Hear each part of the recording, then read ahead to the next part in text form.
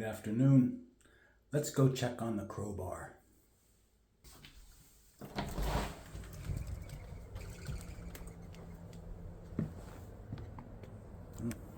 We just displaced a few mourning doves. They like hanging in the top of the apple tree. They'll fly away. They don't... Yep, there they go. Anyway. It's a misty, rainy day. So, here we are at the newly installed crowbar. And yesterday my little project was to make a platter. Make a platter to hold the peanuts.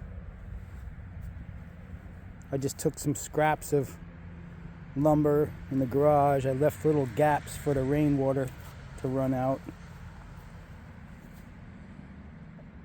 This morning I noticed there were a bunch of peanuts missing. You can kind of tell, what's been feeding here by little clues. If there's peanut shells all over the ground, it could be crows that have removed the peanuts, put them on the ground and eaten them here. If they're gone and if the shells are gone, the peanuts are gone and the shells are gone, generally that's the blue jays have taken them and eaten them and or cached them wherever they cache their peanuts for later. I hear crows squawking, but as yet I haven't seen any feeding in the yard in quite some time. I think I scared them away. I've got two picnic tables. The one there with the propane tank in the back. I used to have that one here under the apple tree, and the crows were on it all the time. And that's where I threw their peanuts. I guess it was placed right about here. The crows would land in the apple tree and jump down onto the picnic table and enjoy themselves. Well, when I moved the picnic table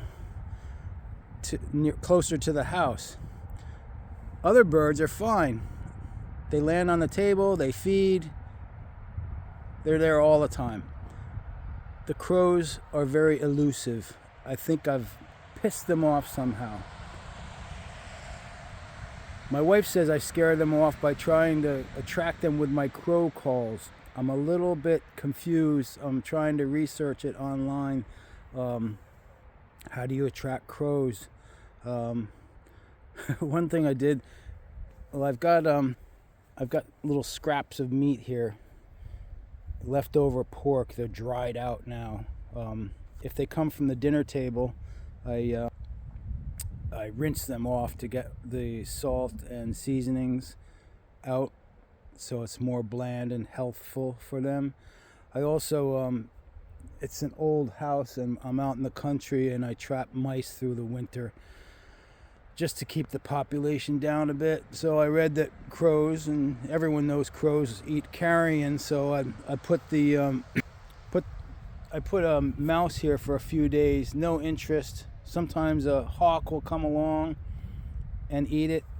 Well, nothing ate it, and I don't want it to rot there, so it gets moved to the mouse depository. Ashes to ashes, dust to dust. Create me a beautiful, tasty apple this next season. Anyway, I'm hopeful that the crows will come and enjoy this new spot. Oh yeah, I wanted to say something about this little box, just a little anecdote.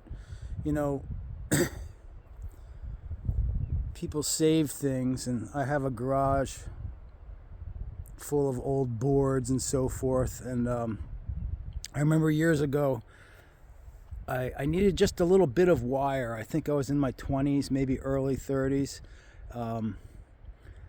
and I just needed a piece of wire, to make a quick repair, but I didn't have anything. So I went to the hardware store, and I asked the woman, do you have some mending wire? haywire, whatever you want to call it.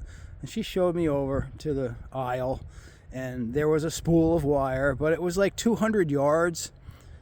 And I was like, I don't need that much. And she looked me right in the eye and she said, how old are you? I said, 29. She said, you're still in the accumulation phase. You can use that later on in life. And, darned if I didn't use that spool of wire for the next 2 or 3 decades. But anyway, as far as accumulating, I didn't have to buy a darn thing to make this little leftover wood. I had the perfect size nails to put in the base. I had a tube of waterproof glue. And this base, I'm pretty sure this base I got on a oceanfront property. It's driftwood. I found it at low tide during my lunchtime, probably working at someone's estate. And the cool thing about driftwood is it's heavily impregnated with salt from the sea, therefore preserved. So it'll last a couple of years anyway. Well, that's it for today. I will keep you updated. I hear the crows, but I don't see them here.